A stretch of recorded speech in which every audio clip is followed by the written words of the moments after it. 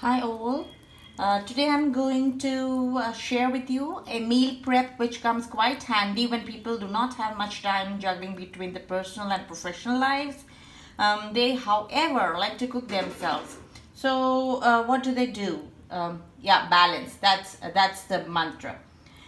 This meal prep does not require much of your efforts or time. It's a simple meal prep, however, it can come to your rescue a lot. So I've started with taking some onions, finely chopped onions, and I have started to saute them. They are nothing but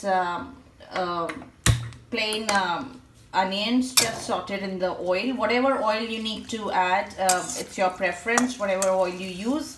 So I've done that, and as you can see, the color of the onions has changed. This is the time when I'm going to add some more veggies to it. So the veggies that I have taken are beans and carrots and a little bit of capsicum. So now that the onions are sauteed, I'm going to add the veggies, beans and carrots all together. Okay, and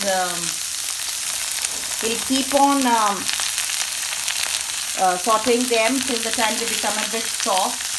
We're not going to add any spices or salt to it, because if we do that, the veggies would not stay fresh for long in your refrigerator. So we just need to do that without any spices. That's it. So that's all about it. And how would this meal prep help you? In what ways? Well, when you have this onion and carrot and beans and capsicum sauteed and in your fridge, refrigerator, you can keep it for about 3 to 4 days, and you can make so many things keeping this as your base. You can add it to your poha, your upma, your chilas, your noodles, pulao. You can also use this as a base for your mixed veggies and much more.